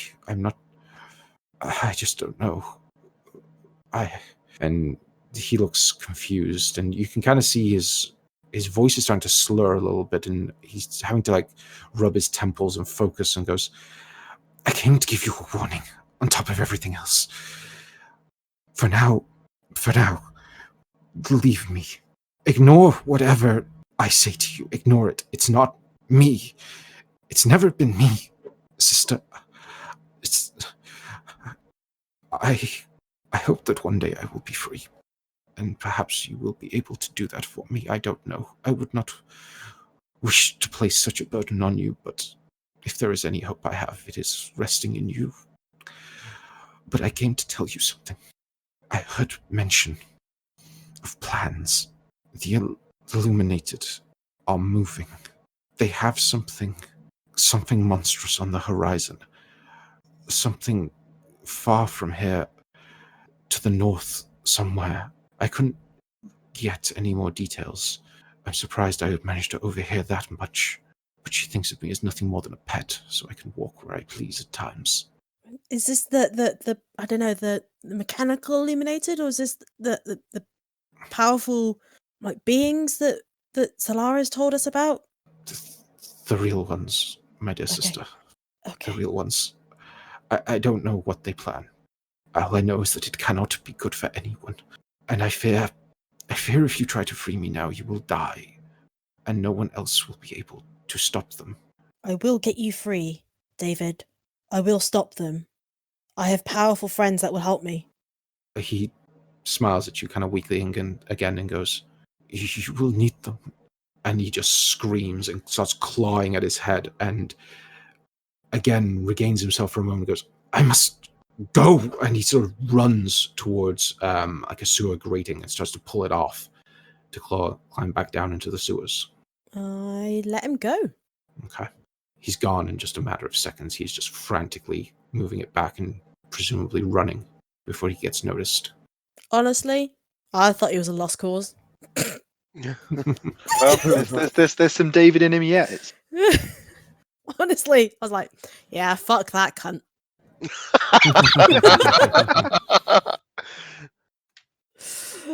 Yay, my brother's alive and kind of almost sane. I mean, sometimes, kind of. a little bit. Hey, says the man that had to roll a d4 to see what kind of mood he was in. Hey, what can I say? Nothing, all right? I mean, nothing that wouldn't grossly offend you, so Yeah. nothing it is. Nothing it is. At that same time, in another part of the city, we rejoin Tommy, working in Valman's workshop on a project that he's been devoting his nights to. You watch as kind of Valman hops down from his little stool and walks over to you, Tommy, and goes, Oh, I think we're not far off being done here, lad. I mean, he's looking the part anyway, Valman. That he is. And he kind of taps his hand against the sheet that's covering the table. Aye, just a little bit more. I think, though, we can finally turn it on. You reckon? Aye, it's not fully finished yet. Won't be able to leave the workshop tonight, but I think, well, I was thinking around up top, and we can at least try out a personality for it. Oh yeah, let's do it then. Can't wait. I'm excited. I was thinking about this prototype for a long time, you know. Glad you managed to get those blueprints for me. Well, mate, I mean, I never thought we were going to manage to do what we've done so far. You know, it's way beyond what I thought was. Well, I mean, I guess we thought these things, but like actually seeing how it goes together and stuff, all the clockwork and all the cogs and just how it all kind of fits. Impressive. I always say you sell yourself short, lad. You could learn these things. And I've noticed you should pick up a few things as we've been going along here. It's been good to see. I mean, I gotta say, I do enjoy it, but at the moment, there's still more money in cracking skulls. Well, I suppose there is. And he goes up to the top of the table and kind of pulls part of the cloth away, and you are greeted by a mechanical head attached to a clockwork frame. Ah. And Valman kind of like pops a little hatch at the top and tinks around in there a little bit, and then you see the lights in its eyes start to glow, and he goes, "Well, let's try this one first, see what we think." And the eyes kind of glow yellow as this clockwork automaton comes to life. Briefly. As the eyes kind of glow, it takes in the room and looks at you, Tommy, and goes, "Hello, I am R4, Human Clockwork Relations. How can I be of service?" Oh. Valman, I think this one might get on my nerves. Okay, let's see what I can do. Hang on a minute. And the eyes turn off, and he tinkers around, and you hear like a clunk inside, and the eyes come back on. This time they're glowing red, and you hear, "Statement. R4 is ready to serve, Master. My specialties include, but are not limited to, lying, betrayal, torture, and mass slaughter. Which would you like me to employ immediately?" Hello, mate. Do you know what? I'm not sure. This one might be a duo, Valman. You got any more? I've got one last one in here. You see the eyes go off, and then they come back on, this time a sort of light blue, and you hear the head kind of looks around a little bit, looks down at itself, and then at you and goes, "By Jove, I'm some sort of mechanical automaton. This is most unusual." I guess it probably is, isn't it, mate? Yeah, I'm Tommy. And you are? "Good to meet you, my dear man. I believe my designation seems to be R48927. Arthur. Yeah. What, Arthur? Good to meet you." And then the eyes turn off, and Velm goes, "So, which of the three did you like? You're going to be spending a hell of a lot more time with it than I am." Number one's a bit, I don't know. I just think he'd get on my nerves. Number two's a bit killy. Yeah, I'm not entirely sure I got all the demon out of this battery before I installed it. Yeah, which I mean, don't get me wrong, probably quite handy in a scrap or if we need to torture someone, but maybe not for an everyday companion. And the last lad sounds like a bit of a toff, but I don't know. I think I could get on with him. Well, we can go with that one. You can always try to tweak it in the future if you get bored of it. That's true. I tell you what, if we've got someone to torture, let's switch on personality number 2 and really fuck them up. Well, I'm sure you'll have fun with that one. Good. Well, with that picked, I'll get him set up like that when we get him all put together and moving. Brilliant, mate. Oh, I can't wait to see them all come together. But yeah, having a little personality in that, and yeah, R4, I like it. Tommy, as Valman kind of walks past you and goes over to his desk, you notice just next to where he stood, there are a number of pieces of parchment with lots and lots of writing all over them. And as you kind of lean over just to see what he's looking at, you see a lot of rather angry and tense responses, seemingly making demands. And what catches your eye is you see the words gunpowder and machinery.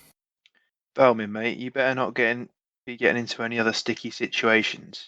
Valman kind of turns around, looks at you, and then looks at where you're looking, and quickly starts rolling up a lot of it. "Oh, no, don't worry. The firm's just a little bit annoyed because I'm not giving them exactly what they want. But I've told them time and time again that my guns are not for sale, and neither are some of the other things I'd rather unfortunately invented." And he kind of casts an eye over to Arthur. Valmin, mate, from what you've mentioned about the firm since I've known you, they're not people to be trifled with, as I'm sure you're well aware. Look, I just want the best for you, mate.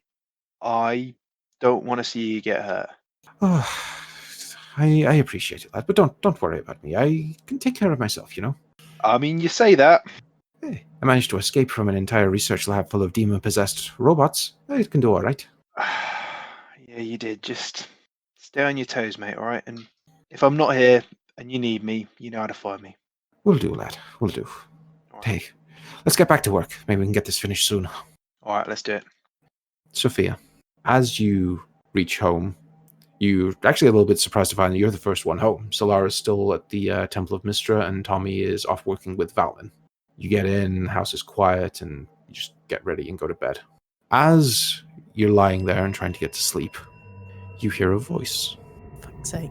You know, I did think there was something a little bit wrong with the guy. The fuck? Yeah, you know, like, he seemed to really hate you, you seem to really love him. Bit strange, bit weird. Kind of surprised me. Got to see a piece of the puzzle come into place. It's always good to get the full picture of these things. Sit up in bed and look around. Do me a perception check with disadvantage. Oh, what? Oh, wait a minute. 7. 7. You kind of dodge your eyes around the room. The voice is moving around, echoing. You're not certain where it's coming from, but it's definitely coming from inside the room somewhere. Who the fuck is that? Well, I suppose we never got formally introduced. But I've been watching you, kid, for a little while now, and you know what? I'm honestly impressed. You've done things that not many people can do. Such as killing invisible things? Yeah. You haven't killed me yet, and well, kind of failed to do it the first time around, so I thought this time maybe we could chat. Things were a little tense, a little stabby. Your Dragonborn friend killed the guy I was working with, so that wasn't great. Who the fuck are you?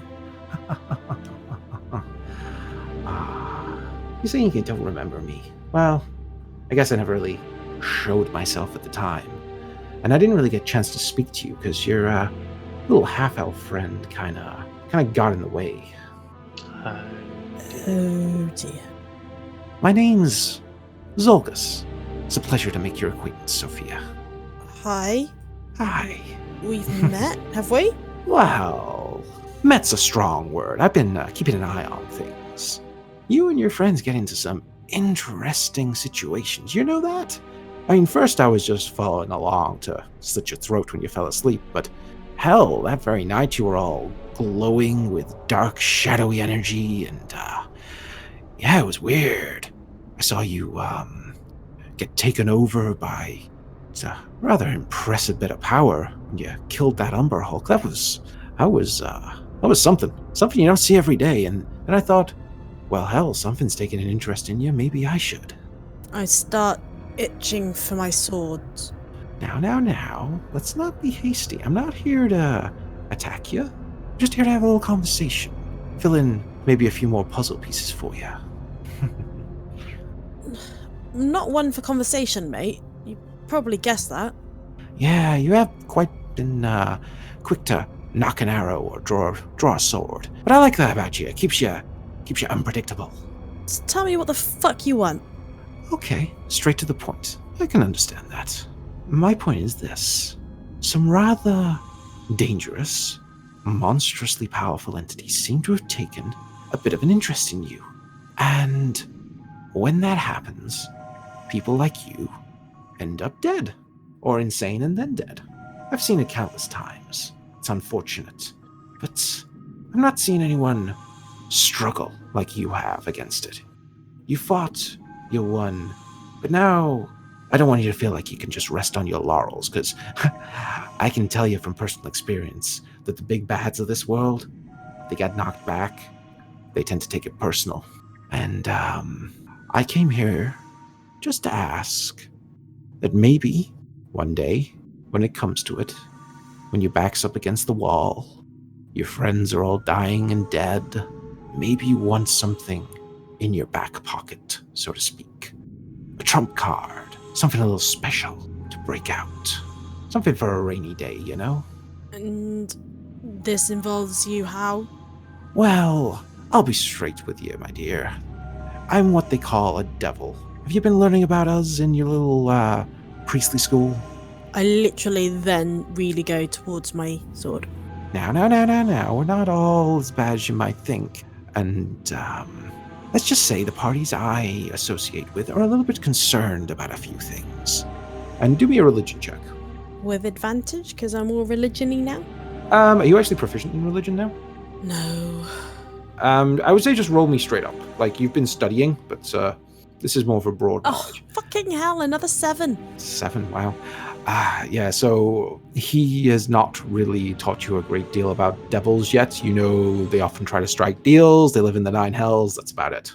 So your broad knowledge of devils. Yay. Fantastic. Look, the parties I represent are getting a little concerned about a few things. And when devils get concerned, that's when you really need to start paying attention. Hell, the demons are all riled up. Your little angels, all those celestials up there, are going silent. That's a little strange.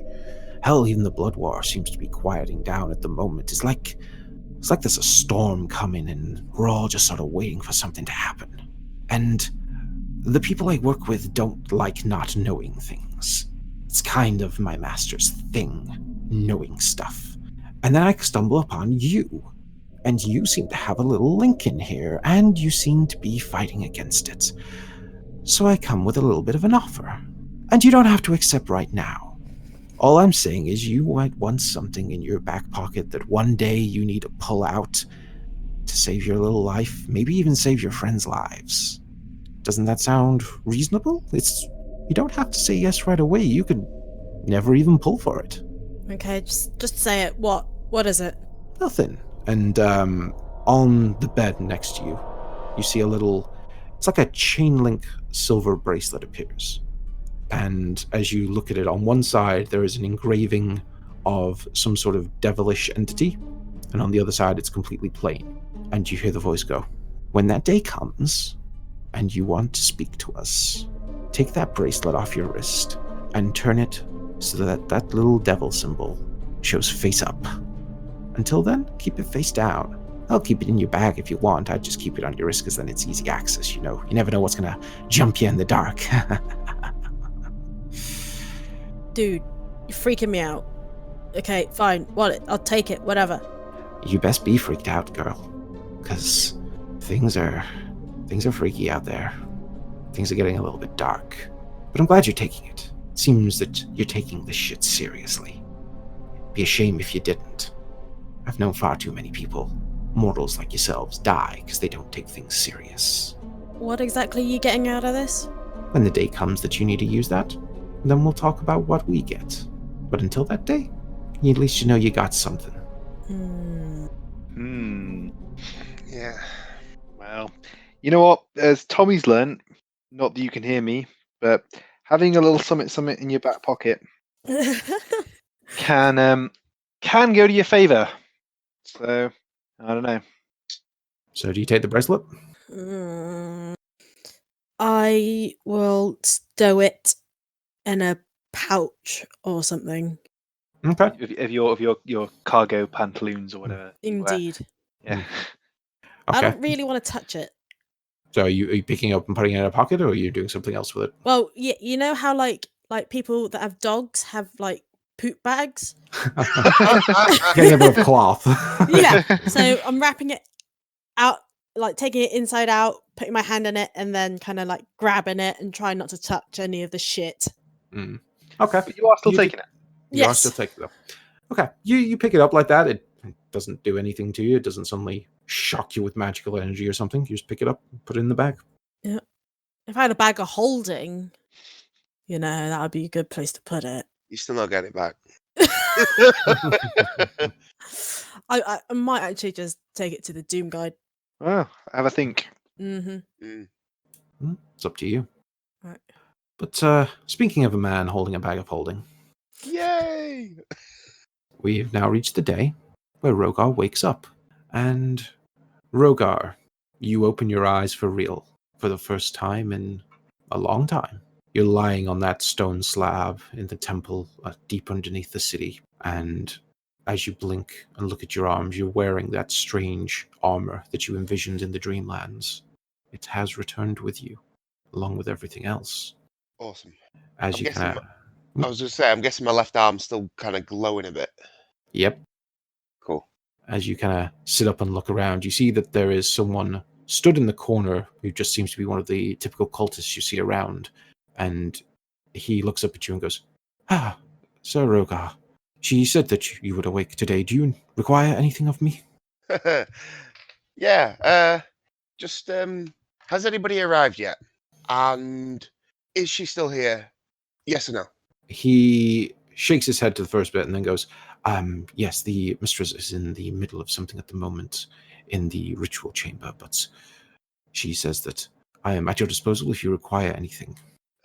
Okay. Right. So, corpses, got any hanging about? "I'm sure that I can arrange this for you, yes."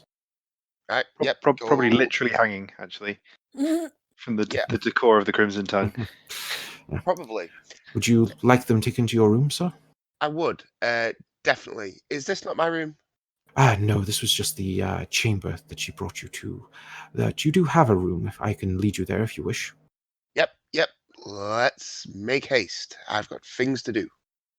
Okay. So you make your way over to the room led by this little cultist, and he takes you inside. It's a pretty plain room. It's like the sort of thing like you would see in like a monastery. So it's a very simple bed, places to rest some books, do a little bit of work, but it's very modest furnishings. And as he leaves you there, he goes, "I will go attend to the bodies for you now, sir." That's good. Older the better. Just Right. Eat the meat, lick the bone. Eat the meat, lick the bone. He nods at you and sort of scurries away. excellent. Right. First things first. I want to take Oathkeeper out the bag Hmm. and store that shit under my mattress. Okay. You pull out Kren's fancy sword and you deposit it beneath the mattress. Because I have a feeling about that sword. You're a cunt. Why? As you do that, Rogar, and you take a moment, your arm starts to itch. The glowing arm or the other one? It would be the glowing arm, actually. And you feel it as if your skin is blistering underneath the armor. And you take a few steps back from the bed and you watch as the armor itself actually opens up like it's being pushed away, like the strange symbiosis this creature did for you for a brief moment is actually being ripped away. And it hurts like hell because it is literally ripping your skin off. But you watch as a snake squirms out of your arm briefly as the armor quickly reseals around your arm. You watch as this green and black snake hits the ground. It's quite small, but you see it getting bigger. And as it hits the ground, it burrows through the stone, leaving no trace. Like almost as if it was a ghost that just slipped straight through the ground. Whew. Glad that didn't matter. Yeah, sure that's never going to come back and bite us in the ass. You are welcome. So it's left no trace. So I'm just a little bit like, well, could all be good for me, I guess. And then I was thinking about the things that I picked up while I was like in Sarnath, and, like some of the stuff that I got. But I think I'm gonna, having looked through it, I think I'm gonna sell like all like the iron brooch and the hairpins and stuff like that. Mhm. That just have monetary value, don't necessarily have any kind of special powers or anything. So, as you're kind of going through the bag of holding, and you're pulling out all these like statues, and you think, "Oh, yeah, I'll sell this one. I'll pull this one." You reach into the bag, and you pull out something you're not expecting to pull out, and in your hand is a book. Oh, that fucking book. Yeah, boy. I'm going to open the book. So you pull out this. I'm rather definitely small- not going to open it, guys. I'm definitely not going to read it, guys. Honestly, you got to trust me. I'd never read it. Well, you're welcome. Yeah. Please speak to Valmin. So you pull out this small leather-bound book with a yellow symbol on the front. The book you know to be the King in Yellow, taken from the personal chambers of Samuel Kren, the one that Tommy tried to rip from all your hands but then resisted. And you start to read it. As Does you he open, not have the choice to read it? is he reading it? He just said he did. Oh, Well, I do have the choice to read it, and I have also would like to point out, I have looked up Hasta in the phonetic manuscripts, which is the teachings of my cult, and what taught me that the destiny is in the stars, and I am the only one to see it. So, curiosity would make Rogar read this book. So I'm going to read it. Okay. So yeah, you open it up and you begin to read, and as you're going through the first few pages, it all seems to be like a collection of stories that seem completely disconnected, but something compels you to think there's greater control at play over just what's happening in these individual lives. And parts of it start to seem familiar to you as you turn page after page after page. And just as you're about to stop and wonder what was so compelling about this book, I'm not understanding, you get to Act 2. And as you reach down for it, and you flick over the page, you can't stop reading. You scan down every single line over and over and over again. You turn through every page as quickly as you can. And then the moment you finish, you open the book and you start again, and you just can't stop reading. You can't control yourself. And as you do, you start to hear whispers in your ears and in your mind. And just for a brief moment, you feel your sanity start to slip away completely. You feel your mind be taken from you. And then you notice the helm of your armor begins to glow. And the helmet, part of it, begins to shift and change into what looks like a pallid mask. And you feel that madness that was just taking everything from you, taking who you were, just be held slightly at bay. And you feel, though unspoken and unknown, that some unholy pact has been forged. And that's where we're going to leave Rogar. We're definitely gonna have to kill him. yeah. Probably the start of the next episode. Yeah, hopefully. Bring it on. And, yeah, I think that's where we're going to end this one. He's so fucking evil.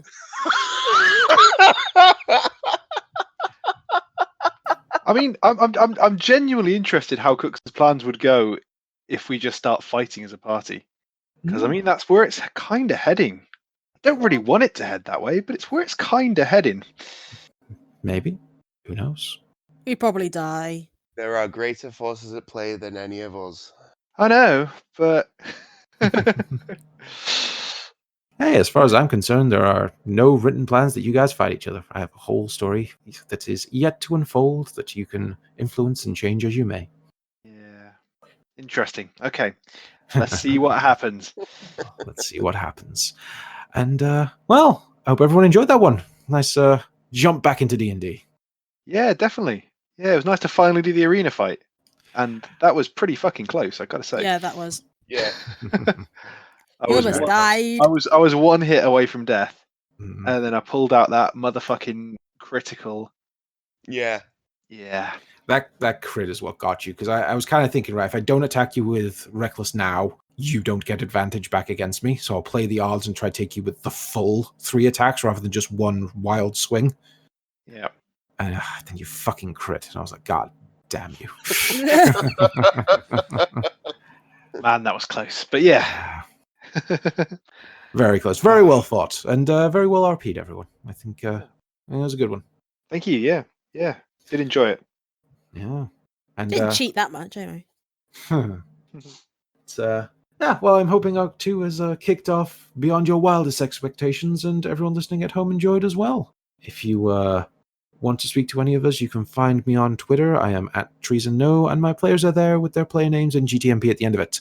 We also are available on all podcast providers, and if you want to check out our WordPress website at Gunpowder Treason No Plot, you'll see pictures and lore and backstories, and actually now our character sheets will be going up on there soon, just in case you're curious to what the players have rolled up. We also have a Facebook group that we don't use too much, but you know it exists, so join it if you want. Other than that, I will hand you over to my co-host to say their own goodbyes. As usual, if you've enjoyed hearing my voice as much as I enjoy hearing my own voice, you can find me. I'll start wrestling. I'll start podcasting. Way around. Shit. They're available One or the on other. all good Or podcast both. providers, and you can follow them on Twitter at The Start Podcast and at LOW Podcast. Maybe one day you'll find me in the Red Scar Cafe on Red Scar Business Estate in Preston, Lancashire, the UK. Wait, shit, we're short. Damn it. You won't find him anywhere. Find him online. Pretty much. Sorry, Earth is closed today. Yeah. That whole miss up there, that was just so the Bongo can prove to you all that he does actually read that out each time and it's not a recording. I wondered. Yeah. If you want to hear more from me, then as usual, I'm afraid you can't. And I have absolutely nothing written up for you either. Safe to say that if you are actually still listening at this point of the podcast, because I don't, then Neither do I. you are I a do. true hero, and I personally love you, listener. So there you are. Just take that moment, record it, put it on your phone as a text message greeting, whatever you want to do. Just take that love. Thank you. What's the fucking point in me saying anything if no one's fucking listening to this shit? I'm sure some people do, and if they are, and they're the real heroes. As I said last time, they are the Our real true heroes. fans. Yeah, the ones that listen right to the end to get the adverts. Mm. They're the real heroes. No, I go to the do, the music. I mean, come on. When we turn off this podcast, when we stop, I'm like, where's the music? Where's the music? Go on, just say your bit. Someone's gonna hear it. I'm sure. It's gonna be me, apparently. For today's story time, I'm going to be reading from the Big Book of Things That Can Kill You by I Am Dead Now. Today's letter is the letter B. B is for the woeful banshee. It is a spiteful creature formed from the spirit of a female elf. Its face is wreathed in a tangle of wild hair, its body clad in wispy rags that flutter and stream around it. Very cool. I like Yeah. banshees. They're awesome creatures who do horrible things. Yeah. See, when you don't thought get any this- ideas. When you thought this up, we didn't think, Cookson's going to choose all of these creatures and kill us with them.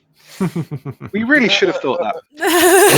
If it makes you feel better, I already read the Monster Manual, the Tome of Beasts, Mordekainen's Tome of Foes, Creature Codex, the Cthulhu Mythos books, all the extra. I read everything cover to cover anyway, so I already see these horrible things. We just don't like reminding you, that's all. Yeah. Fair. Well, thank you for joining us, everyone, and we will see you all next week. Goodbye. Bye. See ya.